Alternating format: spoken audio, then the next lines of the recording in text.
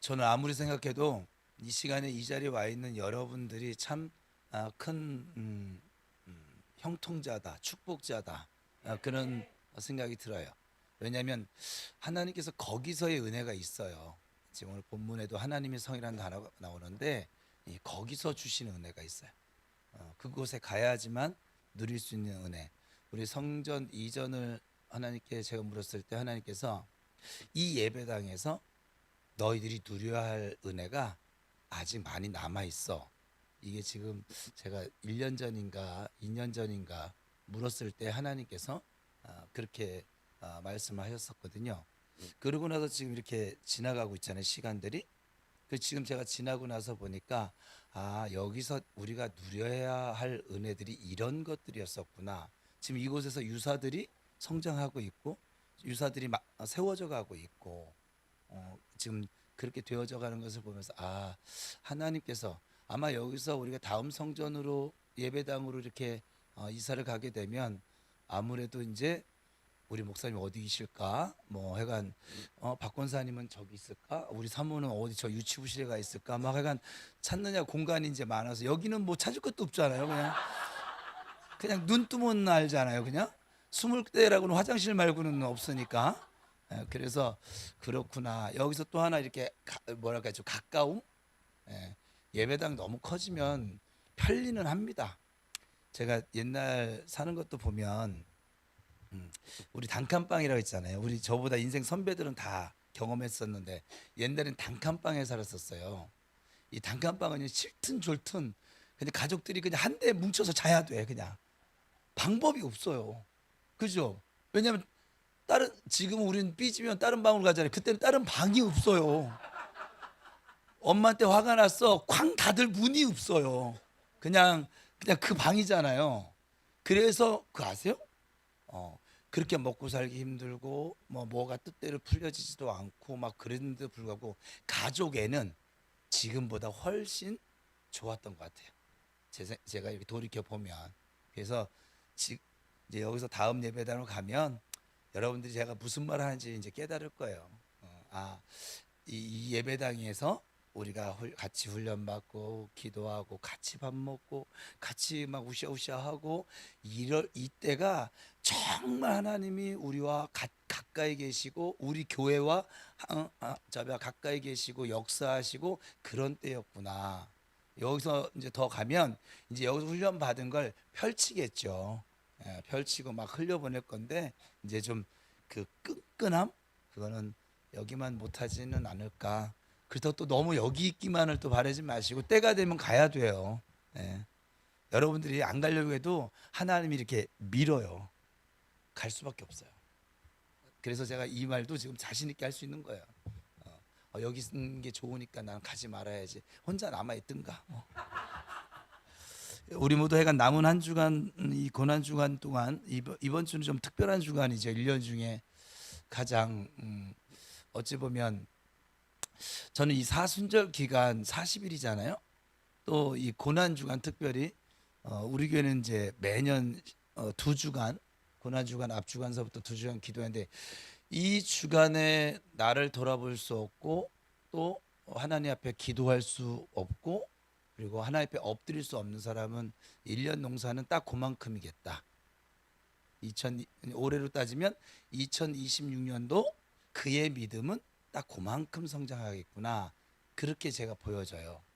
왜냐면 주님이 나 때문에 저 모진 고난과 고통 당한 것도 내가 생각지 못하고 여전히 지멋대로 살아가는 사람이 뭘 얼마나 더 성장할 수 있을까?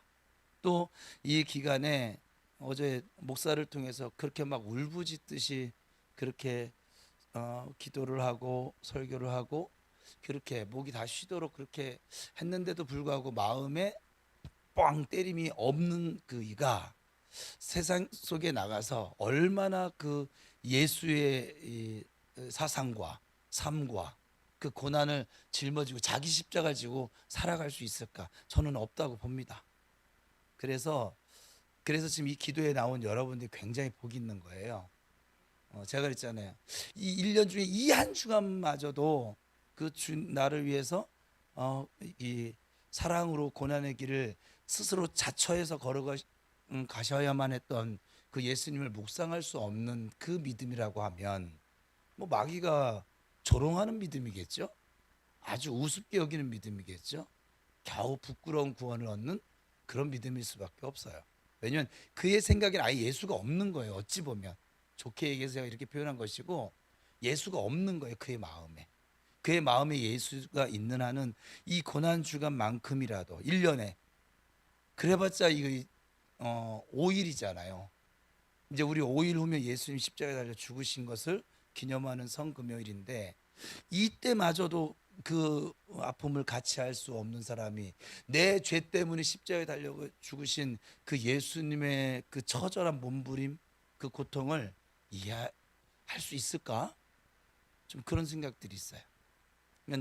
이번 한 주간은 이제 기도하면서 자꾸 저는 여러분들, 저도 마찬가지로 돌아보는 시간을 자꾸 가지게 할 건데, 원래 제 계획은 이 고난 주간, 한 주간의 행적을 하루하루 좀 돌아보면서 이렇게 하려고 했는데, 하나님께서 그냥 이 고난 주간 노트에 있는 성경을 텍스트로 하고, 근데 제가 준비를 지난주에 하는데 도저히 감동이 안 와서, 제가 감동이 안 온 걸 설교를 할 수가 없어요, 아버지. 그랬더니 그렇지? 그러면 정 목사가 준비해봐, 그 본문을 가지고.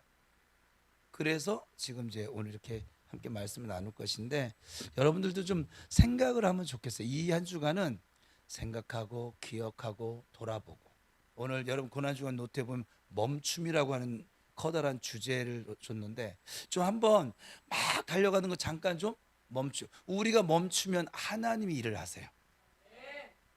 여러분이 막 뭘 부산하게 하면 하나님이 그냥 하나님이 멈추세요.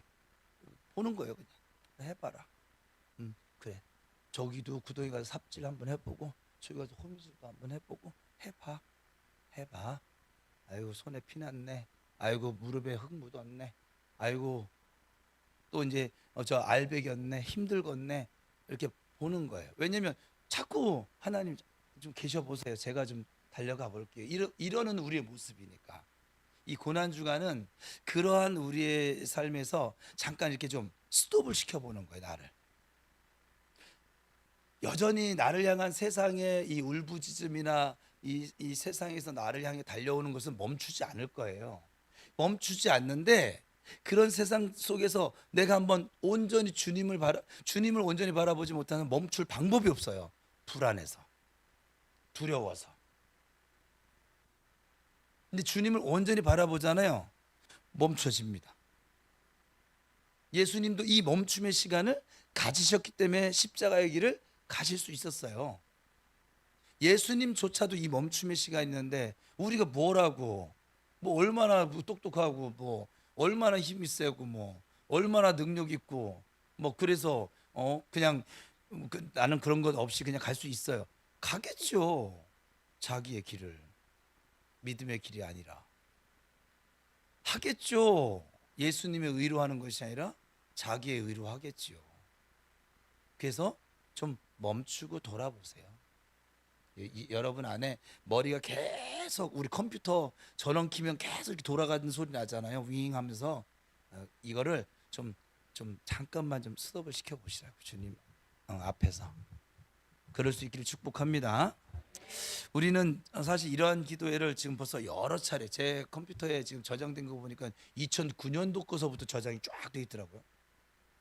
이제 뭐 사순절 기도회는 한 해도 빼놓지 않고 다 했었으니까, 이제 그 전에는 이렇게 모여서 하는 기도회를 안 해서 단톡방에, 그래서 그걸 좀 써먹을 거 했더니 너무 짧아. 쓸 수가 없어요. 이제 10년 후에는 지금 하는 이걸 써먹을 거예요. 왜? 어차피 여러분 다 잊어버렸을 것이니까. 예.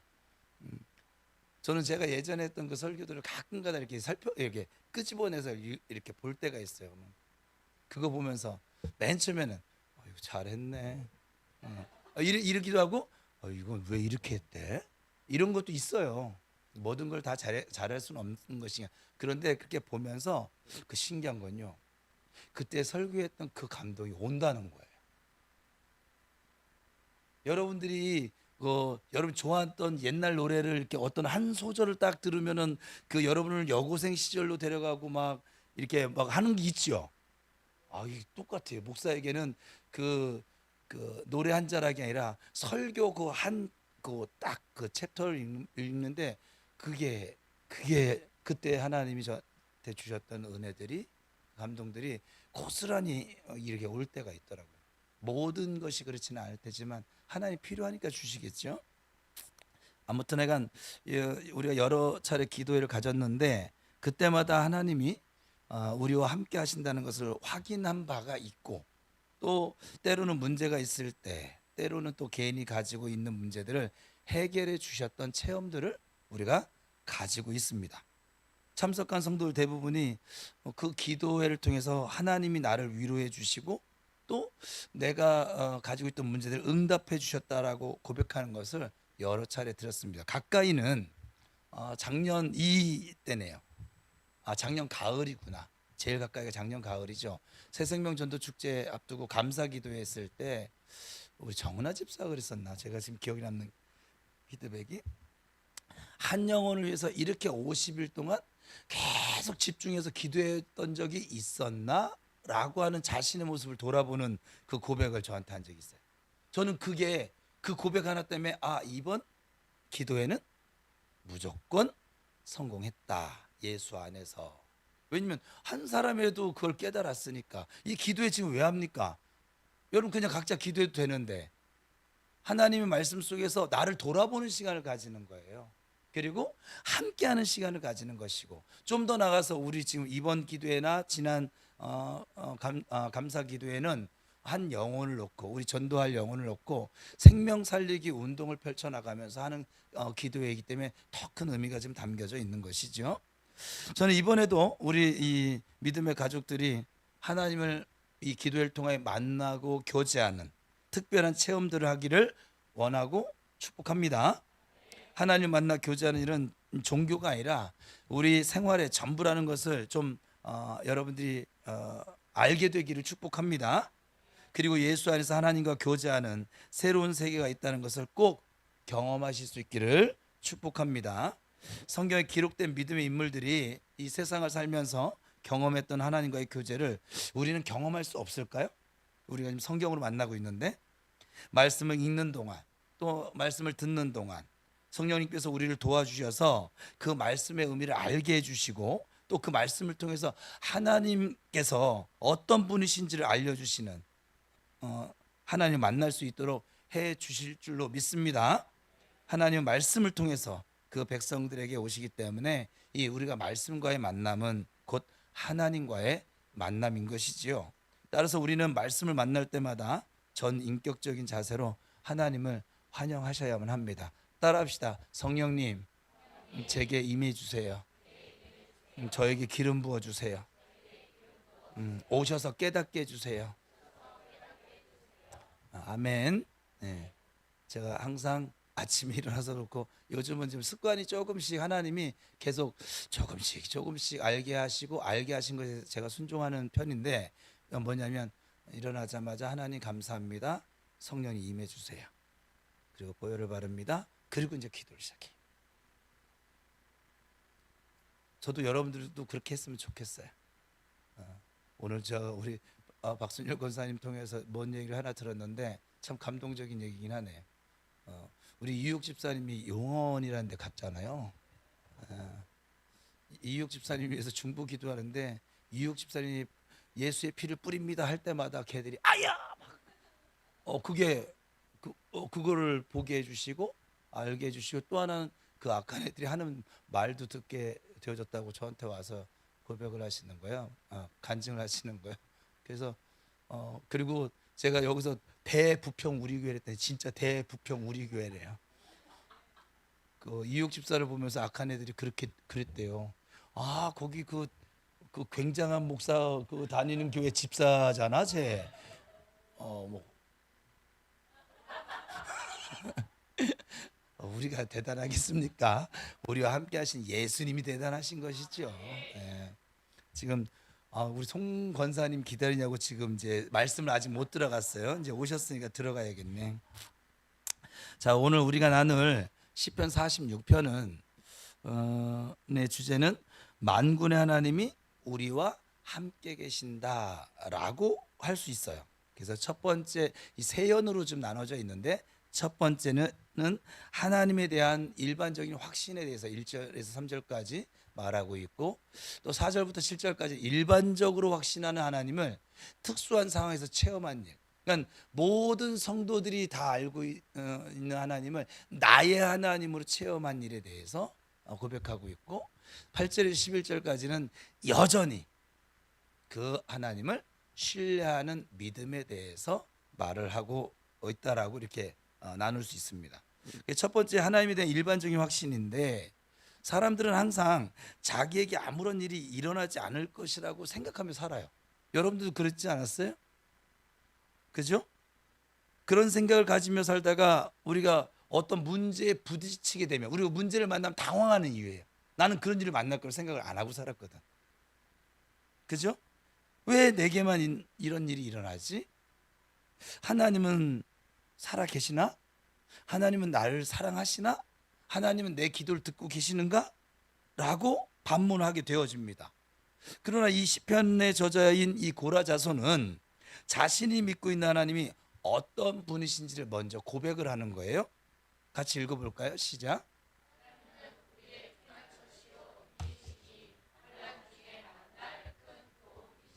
여기에서 피난처나 또 힘이나 환난 중에 만날 도움이라고 하는 이 단어는 이 보호를 받고 안전하게 뒤라는 그런 이미지를 보여주고 있지요. 특히 하나님께서 환난 중에 만날 도움이 되신다는 하는 말은 정말 의미가 있어요. 우리 번역에 나타나 있는 이 만날이라고 하는 말은 히브리어 성경에 있는 의미를 그대로 그냥 번역을 하게 되면 분명하게 경험하게 될, 또는 분명하게 발견하게 될 이라고 하는 뜻을 가지고 있어요. 그러니까 이 의미는 하나님은 우리가 환난을 당할 때 반드시 발견하게 될 것이고, 그리고 경험하게 될 도움이 되신다라고 하는 뜻입니다. 그러니까 이것은 이 시의 저자가 가지고 있는 하나님의 능력이나 이 섭리에 대한 일반적인 확신이에요. 교회 다니는 사람들은 모두 이 확신을 가지고 있는 것이죠. 뿐만 아니라 하나님을 섬기는 우리 모든 성도들의 일반적인 신앙 고백이기도 합니다. 이러한 신앙 고백을 바탕으로 어떤 상황에서든지 우리가 도전적인 자세를 가지고 있다는 것을 지금 보여주고 있는 것이죠. 오늘 보면 2절에서 3절입니다. 시작.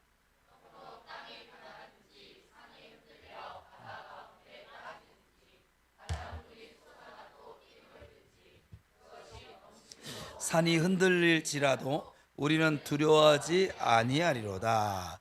지금도 그렇지만 당시에는 인간이 어떻게 할 수 없는 최악의 천재지변에 해당하는 이 자연의 재해 앞에서도 그것이 지진이나 폭풍이나 해일이라 할지라도 두려워하지 아니할 것이라고 그렇게 고백을 합니다. 이것이 하나님이 우리의 피난처가 되시고 힘이 되시며 내가 환난을 당할 때마다 만나고 경험하게 된다는 이 믿음의 결과고, 또 신앙의 힘이 되기도 합니다. 그러나 우리는 이런 하나님을 참 이론적이고 또 관념적으로만 알고 있지는 않나 질문을 드리고 싶네. 우리는 이 성경의 교리를 배우면서 하나님께서 어떤 분이신지에 대한 많은 지식을 사실 가지고 있어요. 지금 이 저녁 기도에 나오신 분들은 특별히나 더. 본문에서는 하나님이 피난처가 되신다든지 힘이 되신다든지 환난을 당할 때 만나게 될 분이라는 지식이 나타나져 있잖아요. 또한 우리는 하나님께서 전능자가 되시고 모든 것을 아시는 분이라고 하는 지식도 가지고 있어요. 또한 하나님의 궁극적인 목표는 우리 모든 성도들의 유익을 위해서 일하시고 계신다는 지식도 가지고 있어요.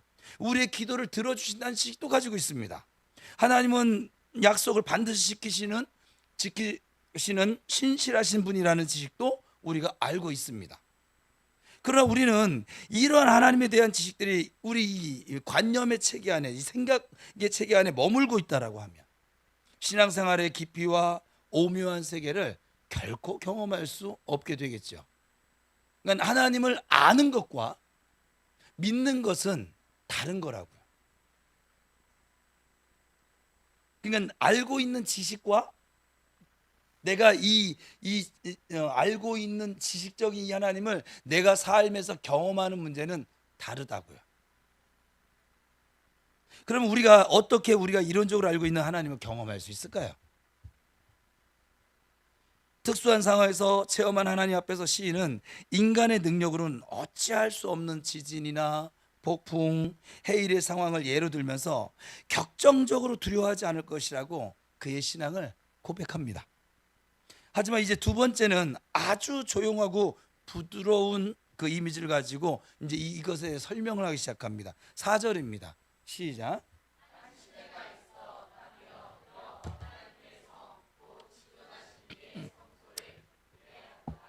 여기 한 시내가 있는데 그 시내에서 여러 줄기의 시내가 하나님의 성을 기쁘게 만든다라고 말을 하고 있어요. 여기에 나오는 하나님의 성은 무엇을 의미할까요? 히브리어 원문대로 하면 이렇게 해석을 할 수 있는데 지극히 높으신 분이 거하시는 거룩한 곳. 그게 하나님의 성이거든요. 그래서 하나님의 성은 하나님이 당시 지상에 거하시는 곳으로 이해를 하였던 어딜까요?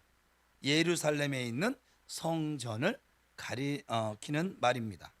그럼 여러분 이 4절에 나타난 그림을 좀 한번 그려보세요. 제가 계속 설교하면서 그림을 그릴 수 있으면 훨씬 여러분들이 성경을 이해하기 한다든가 아니면 하나님의 일하시는 것을 볼 수 있어요. 제가 지금 오늘도 지금 여기 올라오기 전에 기도를 했는데 아버지 예수의 피가 발목에 차게 하시고 무릎에 차게 해주시고 허리에 차게 해주시고 헤엄치지 못할 강이 되어 이곳을 채워주세요. 그래서 악한 영이 견디지 못하고 떠나가게 해주세요. 이렇게 기도를 해요. 지금 매 예배 때마다 꼭 이제 그런 의미인 거예요. 에스겔서 47장 1절에서 12절에 보면 에스겔 선지자가 본 환상과 같은 이미지입니다. 하나님이 거하시는 성전에서 여러 시내가 막 흘러 넘치는 그 그림을 하나님은 에스겔 선지자를 통해서 이것이 무엇을 의미하는지 실제적으로 이렇게 설명하셨어요. 조금 좀 너무 많아가지고 좀 취약을 시켰는데 그냥 여기 나와 있는 걸 읽어봅시다. 생각을 하면서 읽어보세요. 그림 그려가면서 시작.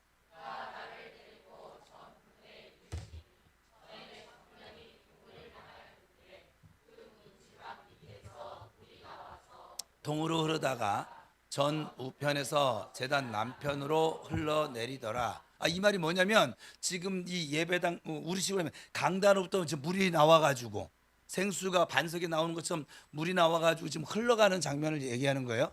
이 강물이 이르는 곳마다 번성하는 모든 생물이 살고 또 고기가 심이 많으리니 이 물이 흘러 들어가므로 바닷물이 소성함을 얻겠고 이 강이 이르는 각처의 모든 저기에 바닷물은 사해가 되겠죠. 죽은 바다라고 하는. 자, 그 다음에 강 좌우에는 각종 먹을 실과 나무가 자라서 그 잎이 시들지 아니하며 실과가 끊치지 아니하고 달마다 새 실과를 맺으리니 그 물이 성소로 말미암아 나옴이라. 그 실과는 먹을 만하고 그 잎사귀는 그냥 그 성전으로부터 나오는 그 물이 닿는 곳마다 죽었던 것들이 살아나고 그리고 열매를 맺게 되어지고 우리 시로하면 치유가 되어지고 회복이 되어지고 그 죽음에서 생명으로 또 눌림에서 노임으로 포로된 그 상태에서 자유의 상태로 지금 풀려진다는 거예요. 그걸 그림으로 그렇게 설명을 하셨어요. 나는 그래서 하나님의 성전에서 여러 시내가 흘러 강을 이루고 있다는 것은 하나님의 성전의 모든 풍부한 것이 거기에서 나온다라고 하는 것을 그림으로 지금 보여주고 있는 것이죠. 하나님은 여기에 거하시며 성이 요동치 아니할 것이라고 그렇게 지금 시편 기자는 고백을 해요. 하나님은 성전에 계시고 그 위치가 절대로 흔들리지 아니하고 우리를 도우실 것입니다. 이것은 아무리 사람들이 하나님의 위치를 흔들려고 해도 흔들려지지 않는다는 말씀이기도 합니다. 그러니까 자, 그러면 오늘날은 오늘 부평 우리의 모이는 교회로 보면 이 예배 시간에 여기가 될 것이고 여러분 각 개인이 걸어다니는 하나님 성전이라고 했잖아요. 그러면 여러분들의 마음의 보좌 그 중심에 그래서 이게 성경에서는 너희들의 배에서 그 배에서 생수의 강이 흘러 넘친다 그랬잖아요. 그러면 여러분 배에서 흘러 넘치는 이 생수의 강이, 이 은혜의 물이, 이 성령의 불이 이게 막 흘러가는 곳마다 어떻게 된다고요? 살아난다고요. 그럼 여러분 안에 이 생수의 물이 이게 흘러 넘치도록 하면 여러분 살겠지요. 근데 이 샘이 막혀 있는 사람들도 꽤나 많이 있다는 거예요. 지금 부평 우리교회를 통해서 하나님이 하시는 사역은 이 막혀져 있는 샘을 열어주신 지금 사역을 하고 있는 것이고, 그리고 지금 이 물이 흘러가지 못하는 인생들을 물이 흘러가게 하는 거예요. 그래서 지금 여러분들을 통해서 이 새생명 전도 축제를 통하여 여러분들을 통해서 그 은혜의 물이 흘러가서 지금 죽음을 향해 달려가고 있는, 지옥을 향해 달려가고 있는 우리의 가족과 친구와 그 이웃들이 어떻게 된다는 거예요? 살게 된다는 거예요. 이해가 되셨어요? 그러니까 지금 여러분들이 단순히 전도를 한다 그 차원이 아닌 거예요. 살리는 일을 하는 거예요. 이 살리는 일을 누가 하셨어요? 예수님이. 그러니 여러분 살리는 일을 하는 순간 하는 동안만큼은 누구랑 동행하는 일이에요? 예수님과 동행하는 일이에요. 여러분들 영안이 열려 이걸 보셔야 돼요. 내 말 한마디, 내 찾아가는 발걸음 하나, 또 내 전화 한 통, 내 카톡 메시지 한번, 이 모든 것들이 그 영혼을 살리는 하나님의 통로가 된다는 거예요. 그게 얼마나 귀합니까? 근데 이것이 그의 생명을 살리는 건 내 행동 때문이 아니라 사실은 어디서요? 내 이 배에서 흘러나오는 생수의 강 때문에, 이 성령의 은혜 때문에. 이렇게 그림을 그려보세요. 내가 미술을 잘했더라면 지금 여러분들에게 그냥 그림으로 다 해줄 건데, 내가 진짜 최대 약점이 미술이 미라는 거예요. 그리고 그 다음에 아주 의미 있는 표현을 사용하고 있죠. 새벽에 하나님이 도우시리라. 우리 한국 교회는 이 말에 꽂혀서 이제 새벽 기도회가 전 세계에 없는데, 그래서 그래요. 또 이제 예수님이 새벽 미명에 한적한 곳에 가서 기도하셨더라. 우리 한국 사람들은 뭐 하나 꽂히면 그냥 전 세계가 놀라는 기도회를 갖고 있는 민족이 대한민국이거든요. 그래서 이 새벽에 대해서는 제가 이전에 설교를 했었었는데, 지금 그 설교하면 또 이제 또 시간이 많이 지나가니까, 그래서 새벽의 의미는 궁금하면 저한테 찾아오세요. 근데 새벽에 하나님 도우신다는 의미가 뭘까? 이건 하나님께서 과거에 어떤 일을 하셨는지 역사적인 경험을 가지고 하는 말이잖아요. 몇 가지 예를 들어보면 여러분 잘 아는 거로, 출애굽기 14장을 보면 이스라엘 백성이 홍해를 건넙니다. 모세의 기도를 들으시고 하나님께서 이스라엘 백성들을 다 무사히 건너가게 하시고, 새벽에 하나님께서 이들을 그 쫓아오던 그 애국 군대를 완전히 멸하십니다. 출애굽기 14장 27절을 보면 같이 읽어볼까요?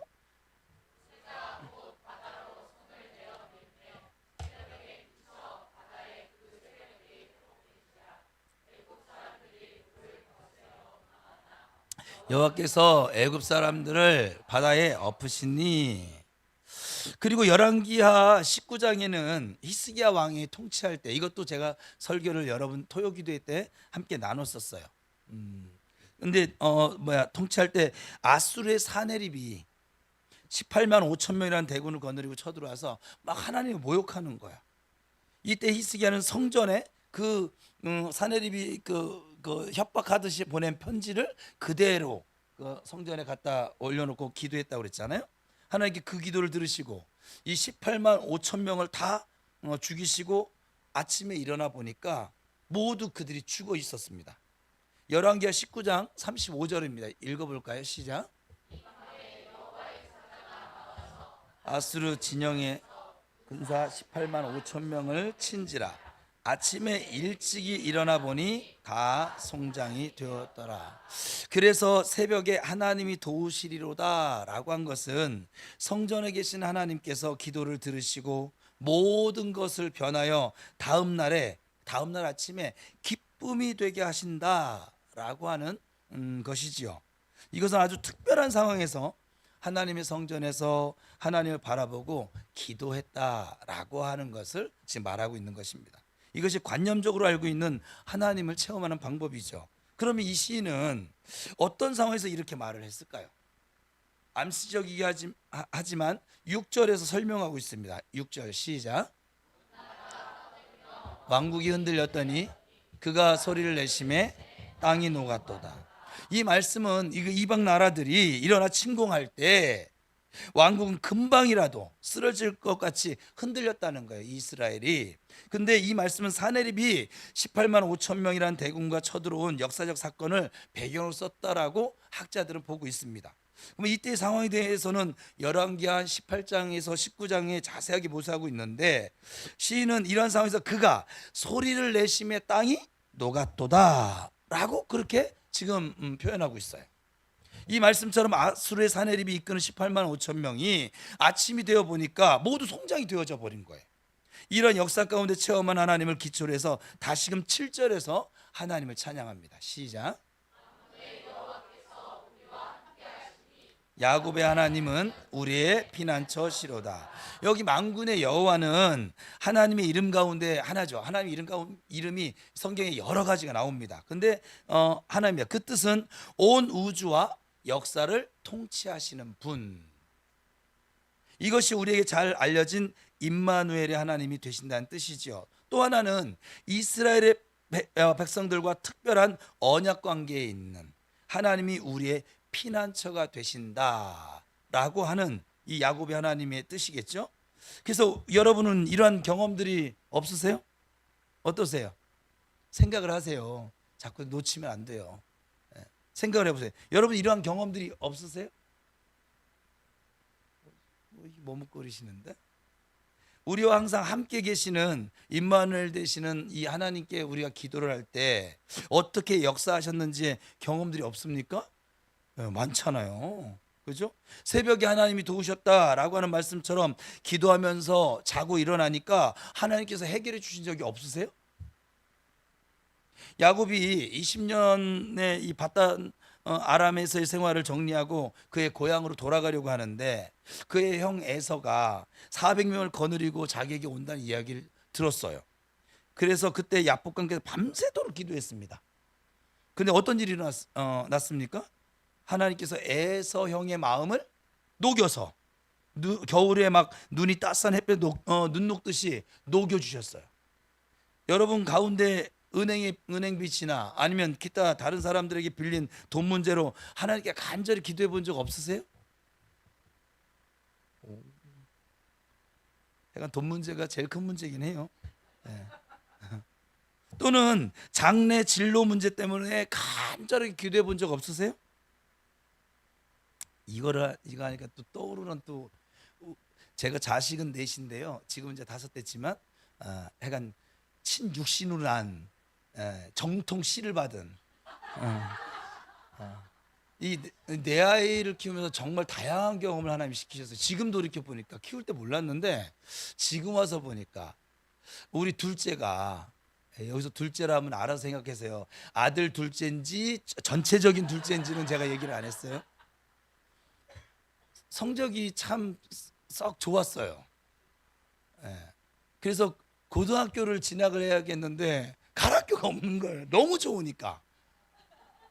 너무 좋으니까는 근데 지가 생각하기도 이게 선생님하고 면담을 하다 보니까는 고등학교도 못 들어갈까 하는 이런 생각이 들었는지 처음으로 저한테 와서 그 아이가 저를 목사로 대접한 적이 없어요. 그때까지만 해도. 지금은 목사로 대하는데 아빠 나 이번에 이렇게 해서 그런데 좀 기도 좀 해주세요. 아들들이 와가지고서는 기도해 주세요 할 때가 제가 제일 목사 아빠로서 좀 보람을 느껴요. 쟤네들은 왜 문제가 있는데 나한테 와서 기도해 달라는, 다른 성도들은 와서 머리 들이밀고 있는데 쟤들은 바로 얹고 그냥 지들이 내 손 끌고 가서 지 머리에 손을 얹어도 얹을 수 있는 거리에 있는 사람인데, 그죠? 쟤들은 특권을 못 누리는 거예요. 바보신 거지 뭐. 우리끼리 얘기할게요. 바본 거예요. 옆에 칼을 놓고도 해간 이게 그냥 맨손으로 막 생선 막 쓰려고 하는 어리석은 거죠 이게. 기도 좀 해주세요. 제가 그랬어요. 은수야, 아이고. 나도 모르게 실수를 했네. 둘째야, 둘째야. 그때 정말 심각했거든요.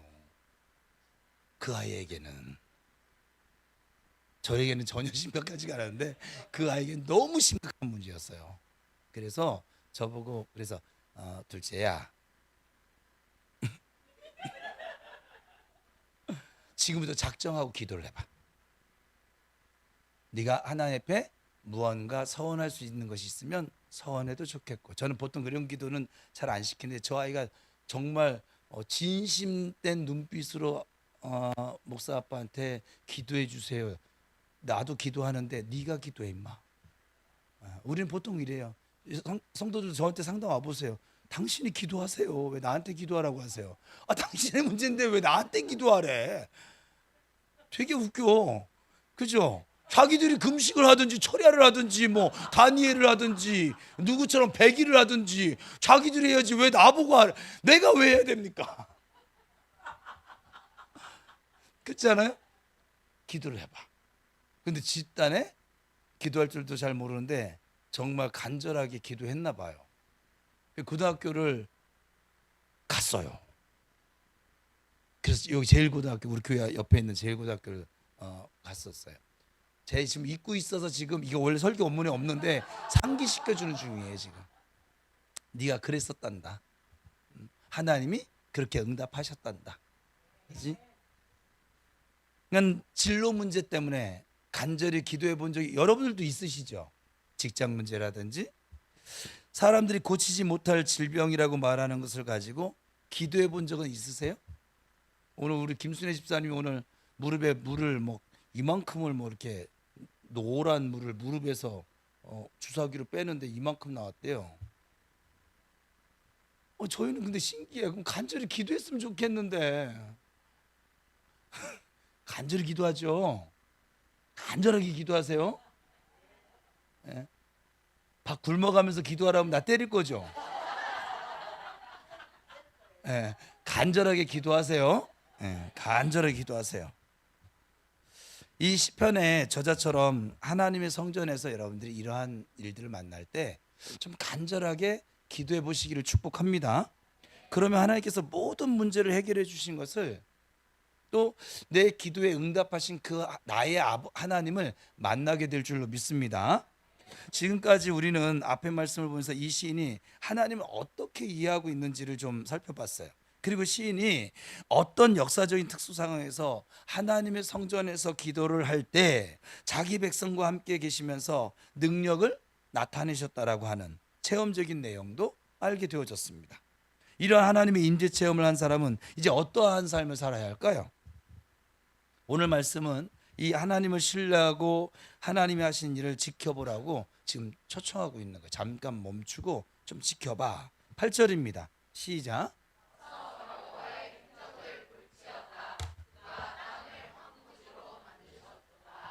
여기서 와서 봐라라고 했는데 이것은 히브리어 성경에 명령법으로 되어져 있거든요. 그러면 이 말씀은 과거에 임마누엘의 하나님께서 함께 하셔서 구원을 주셨지만 앞으로도 하나님께서 어떤 일을 하실 것인지 한번 너의 지금 이미 경험되어진 믿음을 좀 지켜보라는 거예요. 자꾸 골몰 싸우고 근심하고 염려하고 그거 하지 말고 좀 지켜보라는 거예요. 하나님의 일하심을. 그리고 그 결과를 미리 내다보고 있습니다. 그것은 하나님께서 완전한 평화를 주신다는 것이지요. 9절입니다. 시작. 활을 꺾고 창을 끊으며 수레를 불사르시는도다. 그러니까 이 말씀은 이사야 2장 4절의 말씀과 제가 짝이 있다고 했잖아요. 성경에. 자, 2장 4절 읽어볼까요? 시작.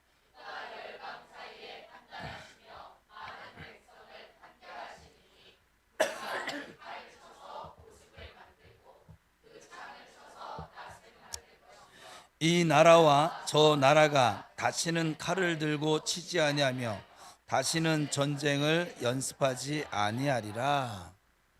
지금 우리가 예수님이 십자가 지시는 그 5일 전인데 예수 이 땅에 오신 건 뭐냐면 평화의 왕으로 오셨거든요.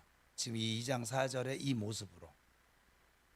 그래서 이 말씀의 전체적인 의미는 하나님께서 모든 문제들을 해결해 주시고 우리 인류의 가장 큰 문제가 죄의 문제였었잖아요. 그 문제를 해결해 주시고 평화를 주시겠다라고 하는 그런 뜻이거든요. 그리고 이 말씀 먼 미래에 그리스도 안에서 이루어질 완전한 하나님 나라를 소망 가운데 기다리면서 하나님께서 그 나라를 어떻게 이루시는지를 보라고 그런 뜻이라 이 말이에요. 이어서 다시 하나님을 신뢰하도록 초청하면서 이 세상에서도 어떻게 하나님께서 존재를 나타내시는지를 보라고 말씀하고 있습니다. 10절입니다. 시작. 가만히 있어 내가 하나님됨을 알지어다. 내가 문나라 중에서 높임을 받으리라. 내가 세계 중에서 높임을 받으리라 하시도다. 이 말씀 역시 역사 가운데 잘 알고 있는 문구예요. 우리 교회에서는 찬양도 많이 했죠. 나 오늘 이 찬양할 줄 알았죠. 그때 이 14장의 말씀을 찬양을 했던 것이었네. 지금 보니까 뭐냐면 하나님께서 너희 보고 가만히 있으라는 거야. 내가 너희들을 위해서 행하는 구원을 보라는 거야. 우리 기도에는요, 우리가 뭘 하는 게 아니에요. 하나님 앞에 나를 멈추고 내 행적을 멈추고 하나님이 어떻게 하시는지 보겠다고 하는 결단의 시간이에요. 멈춤의 시간이 이 기도회가. 이어서 출애굽기 14장 13절 같이 이어서 읽겠습니다. 시작. 모세가 백성에게 이르시되 너희는 두려워 말고 가만히 서서 여호와께서 오늘날 너희를 위하여 행하시는 구원을 봐라. 그래서 이 말씀은 하나님께서 현재적으로도 임재하셔서 그의 능력을 좀 나타내 줄 것이 있기 때문에 좀 조용히 기다리면서, 즉 멈추어서 하나님께서 행하시는 놀라운 일을 좀 지켜봐 라고 말씀하시는 것이죠. 여러분, 하나님의 집에서 기도하심으로, 이 교회는 하나님 집은 어떤 집이라고 그랬어요? 만민이 기도하는 집이라고 했어요. 그러니까 교회 모여서 사실 가장 먼저 하는 것은 사실 예배보다도 시간 순서적으로 보면 기도입니다. 여러분 교회 오면 제일 먼저 기도 먼저 하고 있잖아요. 왜냐하면 여기 만민이 기도하는 집이에요. 우리 교회 교인이 아닌 사람도 여기 와서 기도하는 거예요. 누구든지 여기 이 교회는 어떤 곳이어야 되냐면 누구든, 저는 그런 면에서 좀 번호키를 떼어버리고 싶은데 내가 정관사를까 좀 무서워요. 소 잃고 외양간 고치겠습니까? 협박하는 거에 제가 이기질 못해요. 이제는 디지털 피아노까지 갖다 놨으니까 이제 뭐 이 TV야 뭐 뛰어갈래도 무거워서 못 뛰어갈 것 같고. 그러니까 만민이 누구든지 와서 언제든지 기도하는 집이 교회인 거예요. 이게 교회의 사명이기도 하고 본질이기도 합니다. 그러니까 여러분 교회 오면 기도하세요. 사람만 만나고 가지 말고 기도하셔야 돼요. 이렇게 기도에 왔어. 기도하고 가세요. 나는 제일 답답한 거예요, 그게. 제가 새벽 기도를 왜 안 했냐면, 제가 새벽 기도를 부교육자 되는데 새벽에 기도하는 사람이 없어요. 목사님 설교 끝나고 목사님이 이제 마무리 기도하면 5분도 안 돼서 다 가요. 왜? 차 타고 가야 되니까. 그 차량 운행 차 타야 되니까. 지금도 그래요. 그래서 지금은 정말 새벽 기도가 정말 없어지고 있어요. 그리고 저녁 기도회로 바뀌고 있어요. 지금 우리처럼. 그래서 그분들이 표현한 게 저녁에 약속을 못해서 그렇긴 한데 뭐 돌아가면서 하니까 매일 저녁 기도회를 하니까는 새벽 기도처럼 하니까는 알아서 쉴 사람 쉬고 약속하면 빠지고 하니까. 근데 저녁 기도회를 하니까 확실하게 새벽 기도회보다 기도하는 소리가 달라졌대요. 모이는 숫자도 달라졌대요. 그래서 좋다고들 얘기하시더라고요. 여러분 교회 오면 기도를 하세요. 뭐 교회 오면 밥 먹여줍니까? 먹여주죠. 그래도 밥 먹고 기도하세요. 교회 오면 뭐 좋은 일 있죠. 좋은 일 만나고도 기도하세요. 기도를 하세요. 사람만 만나고 가지 말고. 여기는 기도하는 곳이에요. 이 좋은, 기도하기 좋은 처소에 와서 기도를 하지 않는 것, 이것도 기적이긴 한데 기도하실 수 있기를 바랍니다. 이번에 우리 이주희 청년이 뭐 100일 작정을, 이 성전 기도를, 이 예배당 기도를 작정을 했나 봐요. 뭐 하나님께 뭐 따질 게 있는지 뭐가 있는지 뭐 쟤도 이씨라 약하진 않아요. 굉장히 세거든요 지금. 김이박 2위잖아요. 근데 100일 기도하고 나서 이제 자기가 경험한 그 하나님의 은혜에 대해서 저한테 A4 용지 10포인트로 3장을 거의 뭐 레포트 수준입니다 이제. 그리고서 이제 막 써놨더라고요. 제가 국문학도라 그런지 다른 청년들은 그렇게 못 썼을 거예요 아마. 국문학도처럼 표현을 했어요. 그나마 내가 읽었으니 그 읽었지. 근데 절절하게 이 예배당 기도를 통해서 그렇게 하나님의 은혜를 경험한 걸 썼는데 제가 너무 좋아서, 왜냐면 저 친구를 위해서 제가 하나님 앞에 사실은 계속 묻고 기도하고 답답한데 왜 이게 이렇게 안 될까? 이게 뭐라고? 야, 세상에 이렇게 하는데도 도대체 이럴까? 지금이니까 얘기하는 거예요. 제가 여러분들에서 다 얘기하지 않는다고 그랬잖아요. 근데 때가 되면 이렇게 다 풀어줘요. 왜냐면 때가 안 돼서 얘기해야 못 알아먹으니까 어차피. 그리고 삐지기나 하고 시험이나 들고 자기를 위해서 하는 말인지 그것도 뭘로 분별이 없어요. 그래서 그 얘기를 안 할 뿐이에요. 다른 분들도 마찬가지로 얘기를 안 할 뿐이에요. 왜 내가 지금 이 예배 시간에 졸고 있는지 그것도 모르니까 조는 거지. 그죠? 그리고 예배 시간에 자꾸 약간 뭔 어떤 이렇게 잡생각이 이렇게 들락달락하는 그것도 모르니까 그걸 당하고 있는 것이지. 제가 그토록 커트하고 거절하라고 해도 커트를 못하고 그냥 와서 놀아라. 나하고 노니까 재밌지. 나는 재미없는데 나가주면 안 되겠니? 뭐 약간 뭐 좀 했으면 좋겠는데 그것도 안 하고 왔는지 안 왔는지 그것도 모르는 상태에 그냥 쫙 터지면서 예배 잃어버려, 기도 잃어버려, 예? 또 마음의 기쁨 잃어버려. 그걸 보면 막 속이 터져가지고 막 이렇게 막 쫓아가서라도 그냥 약간 안찰이라도 해가면서 막 그냥 내쫓고 싶은데 또 그건 또 하나님, 내가 삽질하기가 싫어서 하나님이 알아서 하시겠지 그냥 그러고서는 두고 있는데, 아무튼 이번에 본인이 잘 싸웠어요. 잘 싸워서 그래도 이제 정말 제대로 된 출발을 여호와께서 지금 축복하고 있는 중이에요. 여호와께서 오늘날 주의를 위하여 행하시는 구원을 볼 수 있기를 축복합니다. 축복하는 거야. 너무 기특. 그래서 목사 자유이용권 줬어요. 우리 식사 이용권을 우리 박은서 집사한테 줬더니 10명 가까이를 데리고 와가지고 밥 사주세요 해가지고 10몇만 원이 들어갔어요. 그들이 뭐라는 줄 아세요? 몇 명 제한, 금액 제한 없었잖아요. 약간 그런 때만 머리가 잘 돌아가요. 아주 그냥. 아니 쥐하고 그 목사하고 만나서 이렇게 개인 토킹 오버아웃 하면서 은혜를 나누면서 밥 사주려고 준 거지, 그렇게 무슨 회식비 내달라는 식으로. 그리 저 친구는 또 그 옆에서 전염됐으니 저 자유이용권 어떻게 쓸까 사실 주면서도 걱정이 너무 많이 됐어요. 아주 그냥. 그리고 오늘 말씀의 결론으로 만군의 하나님께서 우리와 함께 하실 것이기 때문에 11절에서 하나님에 대한 신앙을 고백함으로 이제 결론을 맺고 있거든요. 같이 읽어볼까요? 시작.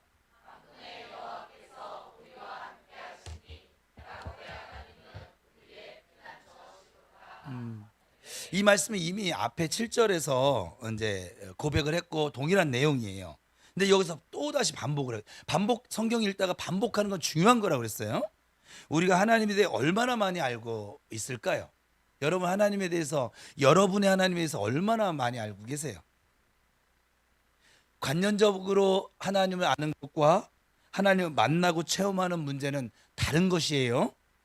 우리가 관념적으로 알고 있는 하나님을 만나는 방법은 이 시편 기자처럼 좀 성전에 엎드려서 기도하는 거예요. 이 10일 저녁 기도회가 왜 힘이 있냐면 여러분 각자 처소에서 기도해도 하나님 들어주십니다.